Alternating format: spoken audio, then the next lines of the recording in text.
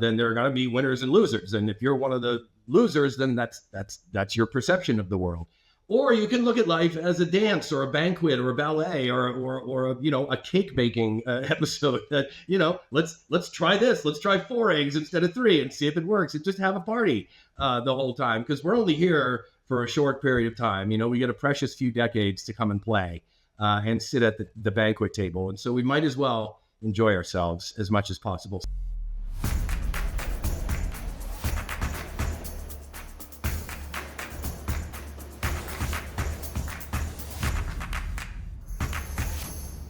Welcome, everybody, to another episode of Amplify Your Business. Today, I am joined by Brent Britton. He is a founder and entrepreneur. Well, let me just get into a little bit of a bio here so you understand who he is, and then we'll bring him on. So for Brent Britton, a seasoned entrepreneur and expert in legal things, all things legal, the road to success has been paved with innovation, a restless pursuit of new ideas, and a steadfast commitment to helping others navigate the often turbulent waters of entrepreneurship. As head of the corporate group of Bachner LLC and minority co-founder of several tech companies, Brent has spent years working at the intersection of law, technology, and business. But it's his passion for entrepreneurship, coupled with an ethos of making the world a better place, that truly sets him apart. Welcome to the show, Brent. Hey, thanks a lot, Lance. It's a great pleasure to be here. I appreciate that warm and kind introduction. Awesome. Well, now I want to start off by just having you maybe explain to us a little bit about your story. How did you get to here to now, in terms of your businesses as well as your experiences? Sure. I'll try to do my best to compress that. This question was a lot easier to answer, 20 or 30 years ago. I started out as an entrepreneur from a very young age. I sort of started small little companies. They weren't really companies, but businesses, in grade school. I mean, I was selling greeting cards door to door, and I had a little business in high school that I convinced the school to pay me over the summer to help find kids jobs. And hey, ma'am, do you need your lawn mowed? I know a guy, kind of sort of monster.com without the web, right? Sneakernet monster. And so I've always sort of just been naturally kind of entrepreneurial. And I started out as a computer scientist. I went to the University of Maine, and then I went to MIT, the media laboratory at MIT for grad school. And about that time, so in your late 80s, early 90s, software patents started to become a thing. I took an interest in intellectual property, realized I knew nothing about the law, or I didn't know patent from a potato, and decided going to law school. So instead of getting my PhD at the media laboratory, I went to Boston University School of Law. And I left law school at the time when Silicon Valley was just turning into the crazy thing that it has been ever since, sort of mid 90s. The web had just sort of become a thing. I had been lucky enough to be on the internet the whole time. I was on the internet since before it was called the internet. And I admit, never really saw it as a place where business would take place until it did. And then it was obvious, right? So it's one of those things. Anyway, ended up in Silicon Valley, made efforts at starting companies, but mostly worked for startup companies as outside counsel. So walking them through their corporate formation, their venture funding deals, their mergers and acquisitions. Full spectrum intellectual property, contracts, you name it. If it's a legal thing that a startup company needs, I probably do it. And along the way, of course, have lived in very entrepreneurial hotbeds like Silicon Valley, San Francisco, New York City, small stint in Los Angeles, and now I've been in Tampa, Florida for 20 years. And turns out Tampa is a thriving, raving hotbed of entrepreneurship. It took a while, but we finally got our first investor there a few years ago, and now we have a lot of them. Awesome. And so I've started a few and joined a few, and but mostly my profession is practicing law, and I still do that full time, and still have a large crowd of startup technology companies as my clients. But occasionally, as you mentioned, I do join startups as a co-founder. Yeah. And this is the exciting thing about what you're doing, right? You have that expertise that gets you involved with a lot of these different startups, and I'd imagine that they all need some sort of legal advice. And so they're clamoring for the things that you can provide to them as they're trying to navigate the waters that they're navigating as they're trying to grow their startup. And so you're seeing firsthand and the inner workings probably of a lot of really cool businesses out there. And so it's got to be really difficult not to get caught up in the hype of all these. Oh, yeah, at least no, for it's me. fantastic. No, you're totally right. No, with entrepreneurs, you get to play with new toys every day. You get to see the new invention, the new thing. It's very exciting. Entrepreneurs as a class of human being are instinctively hyper and excitable, and there's a great deal of passion and whatnot. So they're just wonderful people to be with. And of course, the creativity and the sort of universal interest in making the world a better place. It's very it's intoxicating, quite frankly, and it's just a wonderful area to practice law. But yeah, the good news is, I've been doing this 30 years now. So I've written a book on intellectual property, and I've got another one coming on AI law. I would love to tell you that I could just rubber stamp every company, and it's like, oh, you're going to need this and this and this and this and this. And to a certain degree, that's true. You're going to need a corporate formation. You need a set of bylaws. You need a this, that, and the other thing. But the devil's in the details, right? So even though we're kind of doing the same and we know what to do for every client, the words are going to change, the details are going to change. And so we end up doing a lot of customized legal work for everybody based on the particular facts and circumstances. Yeah. And so just going back to like trying to figure out which ones to invest in and not invest in, I think I would have just a tremendously difficult time being an investor in the startups, because I'm one of these guys that just gets so excited about the things that these people are creating, right? The opportunities that they're identifying, the problems that they're trying to solve.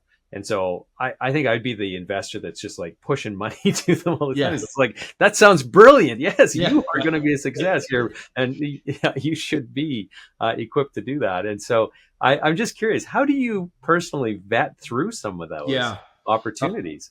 I'm instinctively very much like you. I see the new thing and I'm like a baby with a keychain. It's like, ooh, it's bright and shiny. But so no, I've learned to be more discriminating because, as you might imagine, occasionally I get asked maybe not to join a company as a co-founder, but say some middle ground where, hey, would you work for stock? Would you be our lawyer, but we can't pay you cash? Can we, I'm just going to get rid of that phone call. Can we give you equity instead? Or will you take the money once we've found an investor? Very similar question, right? So I have to analyze, are you an investment worthy company? Which means I have to stop with the bright, shiny object and actually do some serious rigor in my analysis. And what it comes down to me is, has the company performed market validation? Have they gone out to potential customers and asked them, hey, will you buy this? If I make this, will you buy it? Because that is an essential component of starting a company. You might think this is a great idea. The entrepreneur might be completely infatuated with the bright, shiny object. But unless people are willing to swipe their credit card and purchase the thing, then you don't have a business. You just have a fun idea. And it's not an investment worthy company if there isn't some proof or at least some suggestion, some data that there are people out there who will buy this product. And so the entrepreneur's job is not to go on their gut or make assumptions about what the market wants, but go out and ask the market and interview customers and say, how do you have this problem, whatever it may be. I have a solution. Would you pay for the solution? And really get some honest data. And you got to be careful there too, because when you ask, your friends, no one's going to tell you your baby is ugly when we show a picture of your baby, right? So it's like, hey, I'm thinking of doing this startup company, and we're going to put babies on spikes. I don't know. And people go, oh, that's great. Good for you. You're doing this entrepreneurial thing. I say often that we come from schools of fish and herds of animals for whom sameness is a survival trait and stepping out from the crowd gets you eaten. And so it's a tough thing to do. It's a tough bridge to cross to be like, I'm going to go do this thing. It's very brave. And a lot of people who love you, spouses, family members, parents, for example, would be like, maybe you should just come back and get a full-time job and not do this, not put our savings at risk. But the rest of us, I think, kind of admire the spirit, especially in the United States, right? It's sort of like, look at that person. They're tearing out on their own. They're blazing a new path. So you got to be careful, because some people in your life will tell you, will be a little too conservative and tell you to stop because it's dangerous. And other people will be a little too friendly to you and not tell you that you're doing a bad idea. So you got Yeah. to go. My point is, you got to go to potential customers and really get good interviews with people who are giving you honest answers as to what they will buy and what they won't. Yeah, I think that's really sound advice. And in terms of identifying the valuation or trying to determine what the valuation of a startup is when you're trying to invest in them, I'm just curious, how do you go about that process? If you wouldn't mind sharing Yeah, some, because it's a crapshoot in some cases. Once a company has revenues and some kind of performance history, there are some metrics that investors will use to determine what the valuation should be at certain stages. We rely on the professional venture capital community, who traditionally comes in as the Series A investor, the first priced round that gives the company a valuation. We rely on them to know and to tell us what the valuation of the company should be. You've got a trailing 12-month revenues of $4 million. You're in a particular industry that commands a 5 multiple, so your valuation is 20 million. And it's heuristics and rules of thumb and things like that. Before you get to the Series A, before you have revenues or a performance history, it's very difficult to put a valuation on the company because there just isn't a known heuristic or algorithm to choose it. And so typically we do unpriced rounds at that stage. We do safes or convertible note agreements where the investor and the seller, the issuer, the company, don't need to agree on a valuation because the structure of the investment is such that it will be converted to the valuation that the Series A investor picks later down the road, perhaps at a discount or something like that. So we've got structures in place to avoid having to guess at what the valuation of the company should be. Interestingly, back in the 90s in San Francisco, in the heyday of the dot-com bubble, the heuristic was different. If we didn't call it a pitch deck back then, we called it a business plan.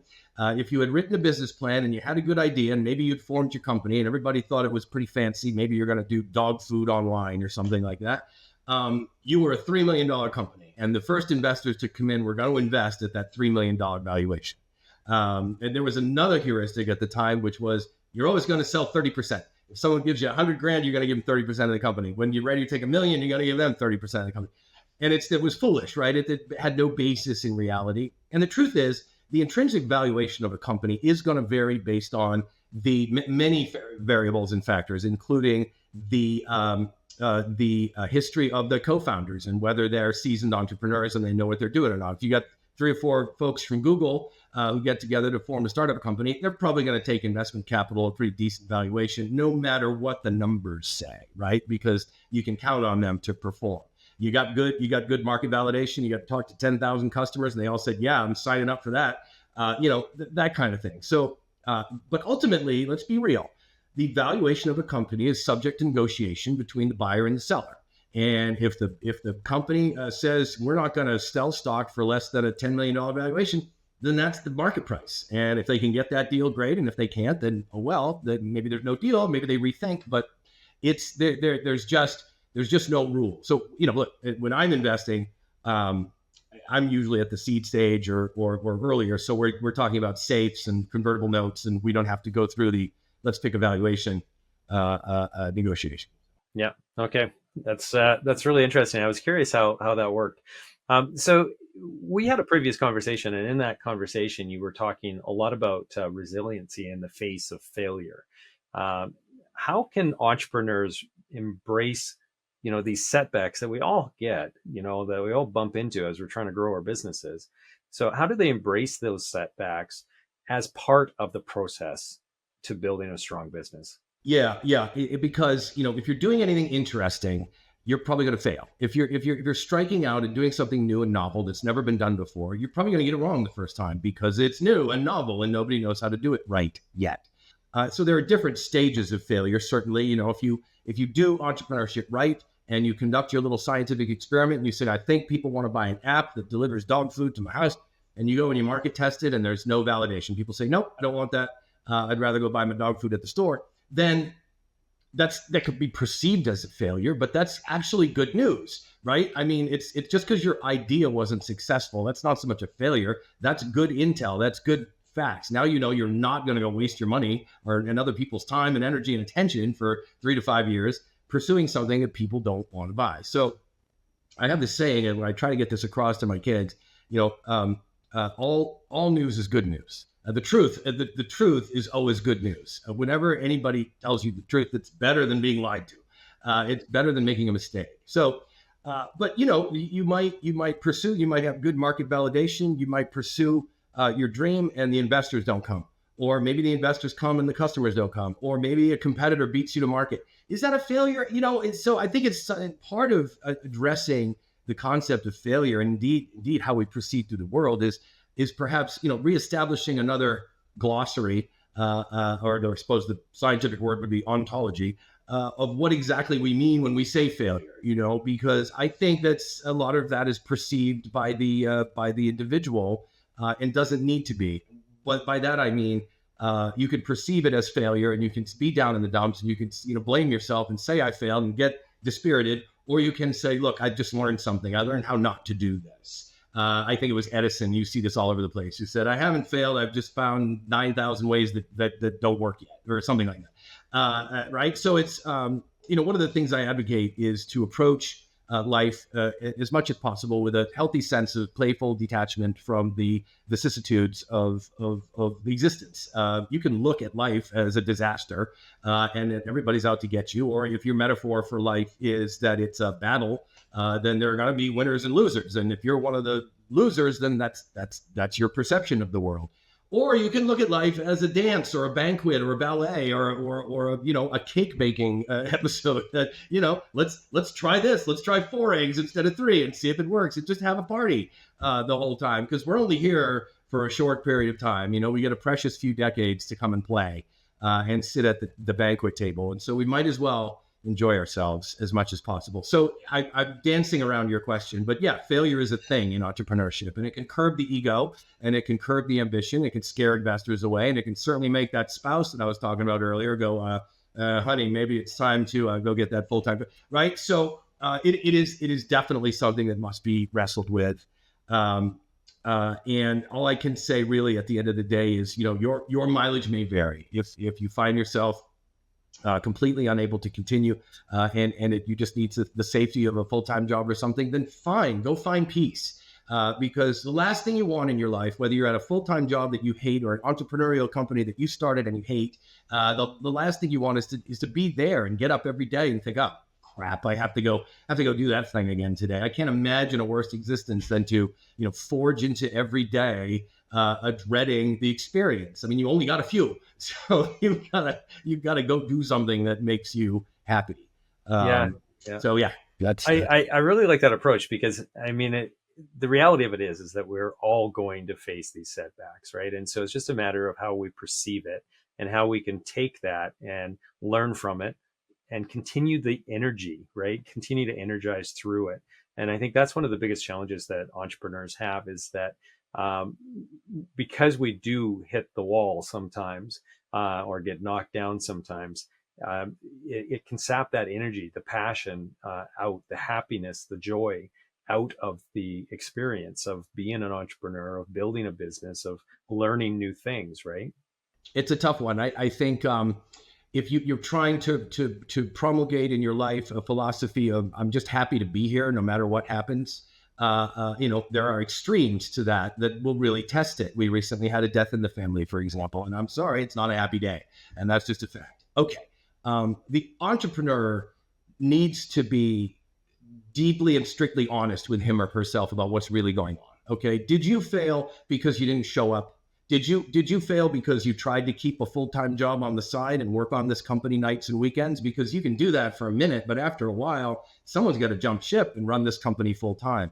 Did you fail because you thought it was beneath you to be the person in the company who was emptying the garbage? Well, I got news for you. Janitors cost money. Someone in this company. So, there's oh my God, we failed because a competitor swooped in and we blew it, or beat us to market. And then there's really ask yourself, am I doing this right?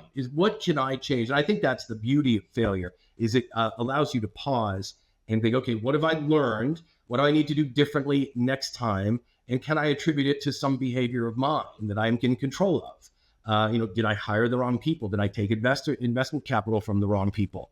Did I sleep in too many days? I mean, again, I think rigorous honesty with oneself is, and that's the occasion for it, is right on the heels of failure. Yeah. I'm curious, in your experience, your journey to now, what's been the hardest thing that you've had to do as an entrepreneur? There are so many.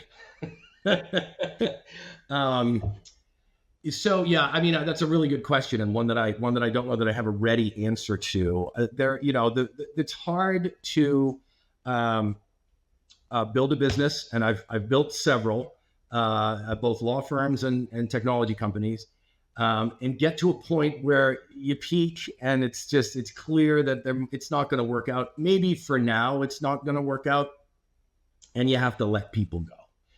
That's been one of the toughest things I've ever had to do, because I really care about employees. When they come work for the company, they're devoting their professional time and attention to your brainchild, and it's very gratifying, but it's also very scary, because they're here to work for you, and to literally add value to your life. And their name's not on the door, and they're not the ones with the huge chunk of stock in the company necessarily. They're just here to help. And I try very hard to make sure people who work for me are fulfilled. And I got to tell you, some of the worst days in my life are the days that I had to call somebody up or walk into their office and say, "I'm sorry, but we're not making enough money to justify paying you anymore." And that's happened a couple of times, and that's really hard. That's really hard. And then my instinct anyway is to be like, okay, let me call everyone I know and find you a soft landing, and let's do this, and I'll be here. But you can only do so much. Yeah, I agree with you. It's the human side of Yeah. business management that is, I find the most Because difficult. at the end of the day, Lance, I'm sorry to interrupt, but at the end of the day, that's all really this is about, is the human connections you forge, and the love with which you fill them, whether it's romantic love or agape love or whatever you would call it. That's what humanity is all about. That's where we started, around the fire, the campfire, and sharing those bonds. And we can make all the money in the world and stick it in our ears and go, right, but it doesn't matter if we don't have anyone to share it with and enjoy it with, and be a part of a society who loves us. Yeah.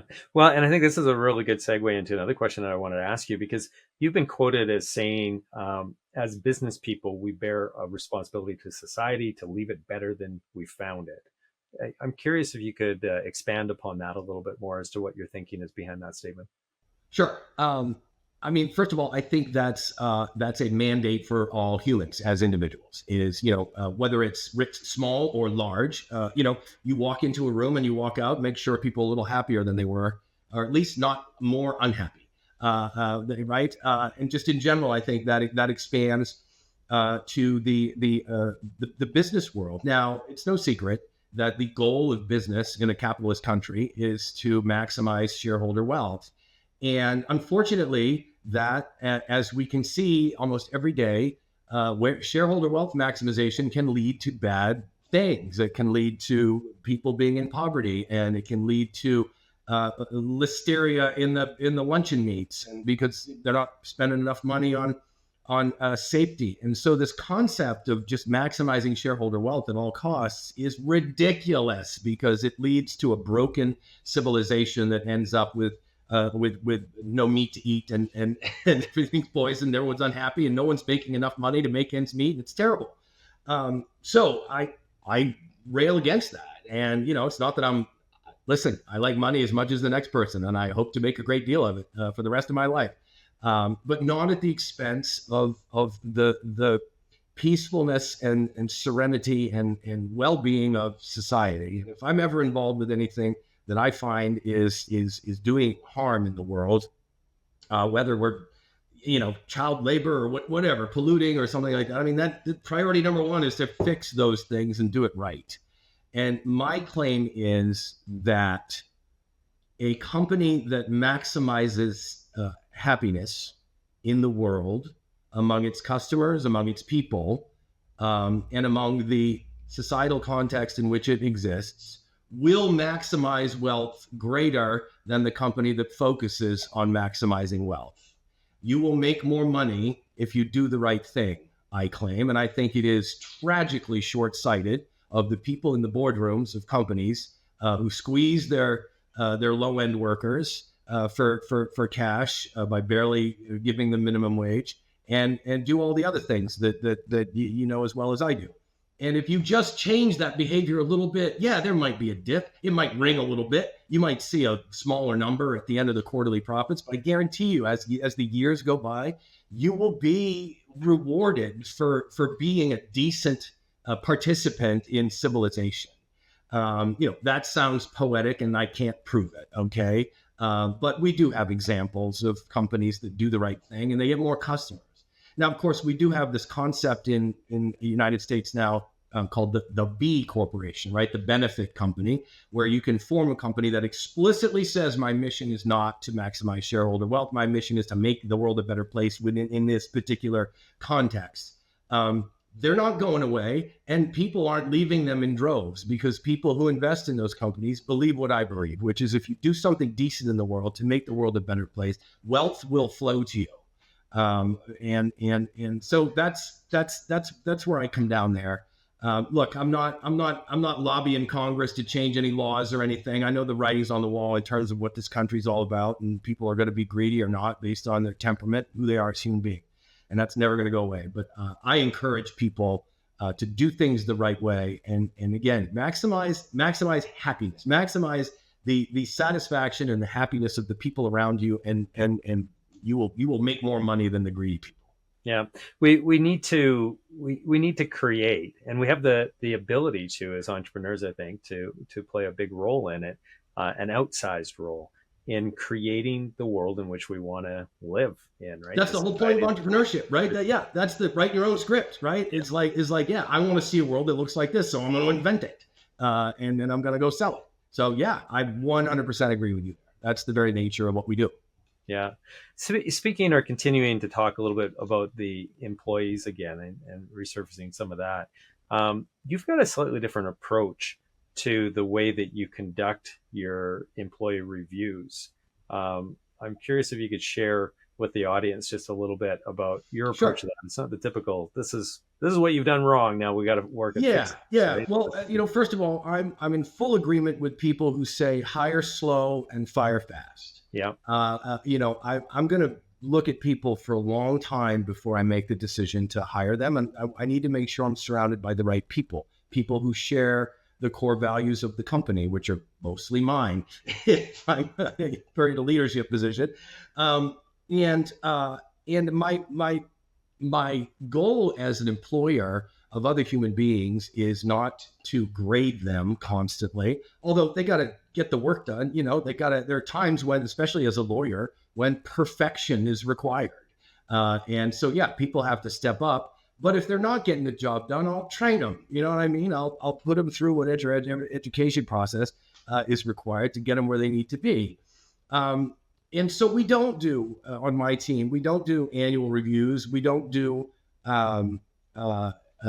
this sort of draconian interview where we sit down and talk about, well, you've been late 18 times. And, most of the people I work with are professionals. And if they're not, I treat them like professionals, and they can, and I wouldn't have hired them if they weren't the kind of people who are responsible for running their lives in a way that doesn't conflict with their obligation to their employment. So my annual reviews are more in the nature of how you doing? Are you enjoying this? Is this what you want to do for the next year?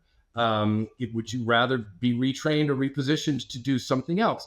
Do you want to go off to college and get a degree? Maybe we can help, and so there, obviously I can't entertain every request. I can't say, oh, you'd rather be CFO instead of my secretary? Sure. I mean, we have to be realistic, but my point is I prefer to interview people and make sure they aren't doing that thing that we talked about earlier, which is waking up every day and feeling like crap because they're coming to a crappy situation. I want to make sure my people are, look, as I say, their name's not on the door. It's not a mission as much for them as it is for me necessarily. It's a job, but it doesn't have to be dreadful. It doesn't have to be tedious. And it's really what's being reviewed when I talk to my employees is me and my company and the way I'm running the substrate on which they are living a big chunk of their lives, especially the lawyers, because they don't generally always work 8 hours a day. Sometimes they're sleeping under their desks. And so it's, for me, it's about cultivating an employment context in which people can find meaning in their lives, and feel as though they're contributing to something valuable and getting fulfilled by their work. And that's not always possible. Okay. Like I say, someone's got to empty the garbage, and, hopefully the person doing that feels like they're doing a great job, and they feel proud of themselves, and they should, because it's not easy. But I try by and large to make sure that everyone's, happy and enjoying themselves, because that makes me more money. Okay. Look, again, I mean, happiness is more productive and more profitable than greed and draconian behavior, by far. So Yeah, well, and not only that is it creates an atmosphere in which you draw customers into that too, right? Because the last thing you want your customers engaging with is staff that are not happy, because it's going to show in terms of it's going to reflect. Right? Yeah. There's no way. Yeah. I mean, listen, one of the proudest moments in my professional life is when I have an employee say something to me like, you're the best boss I've ever had. And first of all, I always sort of bridle at the word boss, because I'm like, wait, what? Oh, right. I guess I am your boss. And I don't need to be superlative. Okay. I got plenty of awards on the wall. That's not it. It's just, I feel like I'm making an environment for this person that is not needlessly difficult. And they appreciate that. And you're right, because then they will deliver that message when they're on the phone with a client or doing a deal or something. There's going to be a sense of pride. I can trust that person generally to act in my best interests, because they care about me, because they know I care about them, and it's all reciprocal and it's all related. Yeah, we try to sit down with our staff more than once a year, but even if it is just a once a year cadence, the structure that we use actually has the employee speaking more than what we are, for sure, because we're listening. And the first half of it is really about, tell us about how you're liking it here and what you're finding that excites you. What are the things that you don't like doing? Where are the career path, or what is the career path in which you want to go into? Exactly. And what are your goals? What's your aspirations? And so I feel very much that it's our role as management to just try to facilitate that. And so if they have a goal of being here in their career, or in their position, or some sort of role, then it's like, okay, so what is the gap between now and there? And then how do we build a developmental plan that we can both be aligned with trying to elevate to that level, right? And so that's where we have those conversations too, which sounds very similar. Yeah, it's really, that's a great approach. And I will say too, on the fire fast issue, if somebody so as a lawyer, my advice tends to be very conservative. Like, be careful when you fire somebody. You don't want to give rise to a needless lawsuit. Are they in a protected class? Are there issues we have to worry about? Are there any facts that we have to worry about? Like, did somebody mistreat this person in some way? But when somebody shows you, if you made a hiring mistake, you probably missed a red flag. People show you who they are. And you probably said to yourself, well, I think I can forgive that weird little ethical breach that I just got wind of because of the money this person is making for me, or whatever. And that was your mistake, because those true colors will continue to shine. I will say this, however, I'm very fond of the performance improvement plan. And everybody sort of does this. If somebody's not working out, get to it fast, figure out what's going on. You don't need to get into their personal life, but if it is a personal thing, if it's something at home or whatever, then accommodate that, right? Let's figure out how to deal with whatever you're dealing with. But then put that plan together and put solid, hittable metrics in place. Or if they're not hittable, at least they're objective metrics. Like, you will do this much by this time. And if they don't hit them, you gotta go through with it. So yeah, anyway, good on you for. Yeah, the PIP is something that we use as well. And again, like when we do use that with an employee, we really, really try to make it clear that this isn't a means to constructively dismiss you.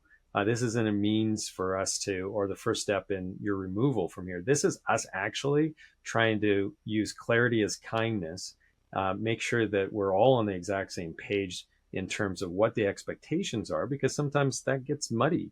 It does. And then, like you said, set the objective measurements, but then at the same time, we generally have, this is what you're going to do to achieve that, but this is what we're going to do to support you. And it has that opportunity, or creates an opportunity for us to have a conversation with them about what they need in terms of those supports as well. And so I look at it as a really positive thing, actually, but I know everybody gets really concerned because it is a performance issue for sure. Well, it is. And I think you need to be honest with yourself.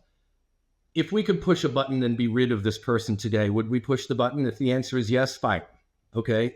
Talk to counsel and figure out, make sure you're doing it right. But if you're going to be disappointed when they hit the PIP and they come back and they're like, look, I did it. You're going to be like, then don't do it. Right. I mean, if they're not working out, if they've shown you a bad ethical decision that you don't think you can recover for example, there's no PIP that's going to salvage that. That's true. But again, I think, just everyone's got to be honest with themselves about what their true motivation is. Because if a PIP is a means just to legally justify firing somebody, don't bother. Just get it over with. I say. So, Brent, you've got a couple businesses that are in the AI space that you're involved with as well. And AI is one of these things that's there's so much potential benefit. It's really exciting. Like, I just love digging into some of these AI tools that are out there. But at the same time, there are some ethical implications that we need to balance. And I'm just curious, as somebody who's investing into these types of businesses, how are you finding, or navigating through that balancing act a little bit? And what are your thoughts on the future of AI and how it will impact work and society? Yeah. Just to put it in context, I've sort of cared about AI since the 80s, right? I studied AI under one of the guys who invented it at MIT. And it's been a part of my life, even as a lawyer. And I've been sort of waiting for it, right? Because, when AI beat the grandmaster at chess, we said that's not intelligence, it's just raw computing power and all the things. And then finally it started talking to us a few years ago. And while that's a portion of what all the things that constitute AI, it's the thing that we suddenly noticed was real. In terms of acting like, passing the Turing test, if you will, which is, you can't really tell the difference if you're talking to a person or a computer. Any new technology comes with risks and injects ethical issues into society. It's true with the loom. When the loom was invented, it put the sewers out of jobs, right? And they came and where we get the word sabotage, because they threw their shoes into the loom to destroy it. Their shoes were called sabot. So anyway, all technology comes with weird ethics and at least some attention to what laws need to apply to it, and if there need to be any new ones. Most of the time, surprisingly, the law is ultimately a set of principles. Rules that cascade out of a set of principles. And those principles tend to be fairly universal. Don't hurt people needlessly, being a core one of them. And that tends to lead to laws that do just fine with new technology. But you asked about ethics. The issue with AI is that it's really the first time in human history that we have a non-human entity creating original things. Right? I mean, there have been little robots that, and art and whatnot that maybe came out of random computation or whatnot. But for the most part, this is the first time we have poetry being composed by a computer, with music being composed, literature, and while it is not the GPT, the general transformer, the large language models that we're working with are not yet innovative. They're not inventing much. They are creating new things. And we need to figure out what that means, because that's what the knowledge worker class is all about. I'm a member of that class, as are you. I negotiate deals and write documents for a living. I counsel companies on how to behave within the bounds of the law. And I don't remember all of it, chapter and verse. And when I need to, I go look it up, or I have someone on my team go look it up. And the AI don't need that. And so in about 5 minutes, there's going to be an AI that's better at what I do than I am. And I may feel that that is a huge and enormous ethical breach. But the fact is, it's a reality. And if it makes sense economically for people to pay someone who's got an AI lawyer over me, then the society is going to have to deal with that. And I don't know how that works. I'm frankly quite mystified, and I've been thinking about it for a long time. What does civilization look like when you don't need people to do most of the things you've needed people to do? And this is true not just highfalutin fancy lawyers, but also, farming. I mean, you could program a robot to pick a cabbage, and it's we have to address this question: is what does society look like? What does civilization look like when we have robots for everything, both virtual and real? Yeah, And I totally agree. And so this is one of the things that I've been really trying to grapple with as well. And it really gets me worried about the potential for some sort of global economic collapse, because what you said, the knowledge worker is a category of worker that is going to be really profoundly impacted in this revolution more than any other technological revolution in the past. And our society values the knowledge worker a little bit higher, and so we end up then, if we lose that, or a bunch of those people lose their employment, then what trickle effect does it have on the economy? Because they're the ones that are typically a little higher, than average income earners or upper income earners, and they're the ones who are then have the highest disposable incomes. They're the yeah, ones buying the new car in the new car update cycle. They're the ones upgrading into a newer house and taking the fancy vacations and going out for the great meals and buying the expensive designer clothes and so on and so forth, right? It'll have an impact on every aspect of society. it really will. I mean, when your AI can trade stocks more effectively than your broker, when when the AI can read an X-ray and find cancer with greater acuity than the radiologist, it's not going to happen overnight. But I say 5 minutes all the time because I'm being facetious. But there comes a period of time. It's just getting better and better. Yeah, well, Um, and it's going to happen faster than I think most people People realize. always talk about 5 or 10 years. 5 or 10 years doesn't exist. Yeah, this is going to happen this year, next year. I mean, this is Yeah, coming. yeah. People are already losing their jobs. I mean, look, one of the startups I'm involved in is called Zenzio AI Corporation. And we are building an AI system that effectively replaces the on-the-lot car salesperson by putting an AI on the webpage. You can buy your car and do all the things, and you don't never need to talk to a human. And in that, from an ethical perspective, is somewhat acceptable to me because the car salesman is not what you think it is. It's not. We think of the guy, and mostly guys, selling us cars as this polished, huckster who's gonna steal our wallet while we're not looking. And in fact, almost universally, it's just not that. It's folks who are frankly down on their luck and need a place. So they're not good at it, and it's a broken sort of process right now. I'm not trying to insult anybody who makes their living selling cars because it's a noble profession if you're doing it right. But a lot of people don't, fact is. And so I'm going to put people out of work with one of my startups. I mean, I just am. And we have to wrestle with that. We have to figure out how we repurpose somebody in that position. How do you repurpose a lawyer? We don't know anything. I mean, it's not true. Most people in the knowledge industry are pretty good generalists, right? We know a lot of stuff. We probably have a college degree, and we could probably switch to some other position reasonably comfortably, or at least learn it. But eventually, even what's left. Yeah, well, that's the question. Like, what do you switch to? Because like, are you going to become an accountant? Well, by the time you go through and get your degree in that, or the AI has that already taken over as well, Yeah. because for the same reasons and stuff. And so it is really interesting as to how are we going to navigate this.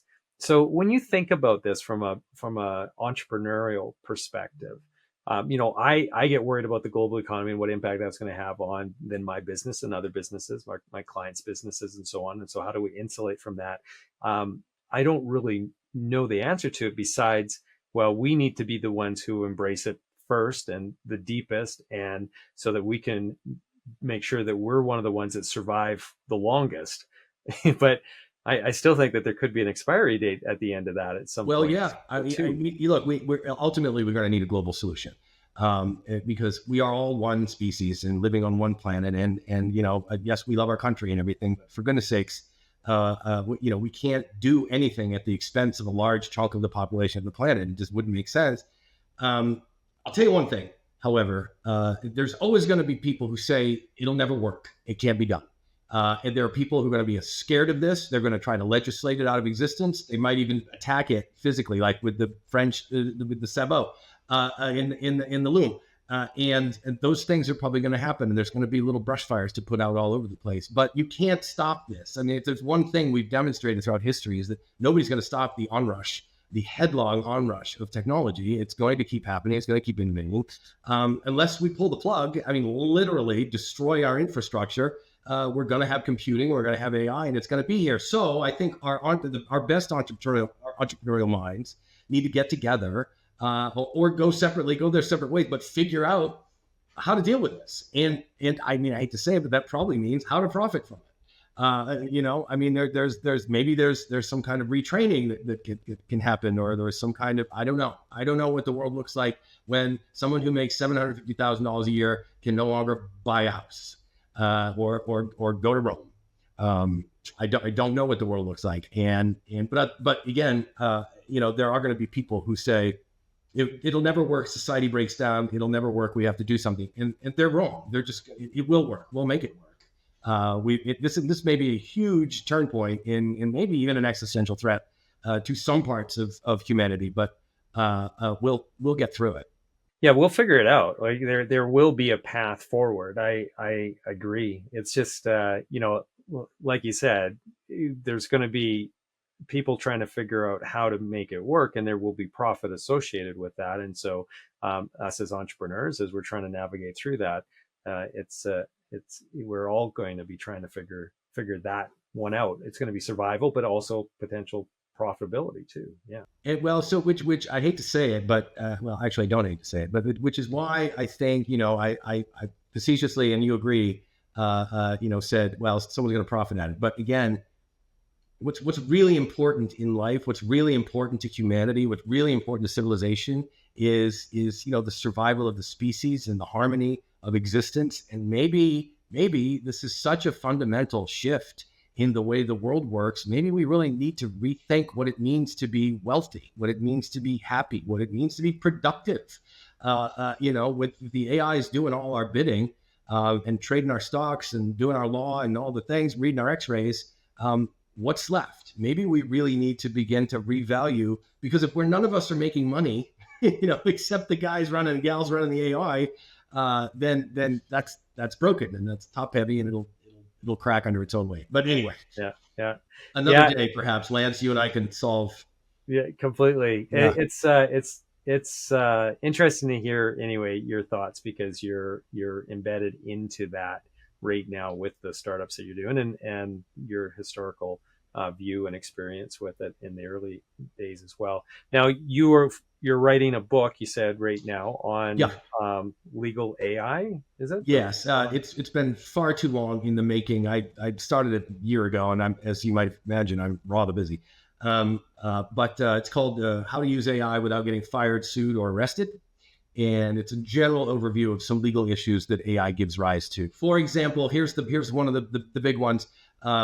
In the United States and most of the world, only humans can be authors. If a non-human authors a work of authorship, then it's not ownable. It's not copyrightable. It's in the public domain by definition. So if a monkey picks up a camera and takes a picture of a selfie of himself, that's not a copyrightable work, and it's in the public domain, and it doesn't matter who owns the camera or what humans were standing nearby, it's in the public domain. The AI is not a human, so everything that comes out of the AI is in the public domain and not owned by people until they change it or inject human creativity. So just a little teaser there. Yeah, and I'd love to just get your legal opinion on this, in terms of how much do you need to change it, or how much do you need to influence it as a human in order for it now to be something that is copyrightable? Yeah, enough. It's there's listen, we love bright lines in the law. The speed limit outside my home office here is 35 miles an hour, and if you're going 36, you're speeding and you're breaking the law, and a policeman or a police officer can pull you over and give you a ticket. No, but the line with how much human creativity do you have to inject into the AI output to change it into a copyrightable work is enough. I would say substantially transform it would be the high end, and the low end. How little can you do? I think you got to go through it and change some words and restructure some sentences, maybe some paragraphs, and make it better, make it authored by you as opposed to just edited by you. Right? Yeah, it's an interesting world, especially for agencies like ours who are trying to leverage those tools as best we can, to really empower us to be able to stay ahead of the curve. But at the same time, we are all in the business of creation, and so this is a tricky one. Yeah. Yeah, well, that's where we are right now. Is everyone ought to have an AI companion or two or three that they can turn to for simple stuff from time to time. I mean, tell me about this thing. Write me a letter that says these following things, and make it formal, right? That's handy. That comes in very handy. I think, the AI is probably going to hit the secretaries first, quite frankly. I think we're going to be able to get a lot of stuff done that we've been relying on executive assistants to do forever. So. Yeah, completely. The virtual assistants as well, like all the offshore virtual assistants. I think that model is really going to get fractured here in a big way. Yeah. And listen, I'm as good as the next person at fundamentally using the AI, but I have friends who can sit at their desk and create an entire website, copy and photographs, and it's done. Their work is done. What would have taken weeks, before the advent of AI is now literally at the push of a button, and it's a thing, man. It's changing everything. I really truly love it from an ideation and iterative processes. It's just so handy for that. Yeah.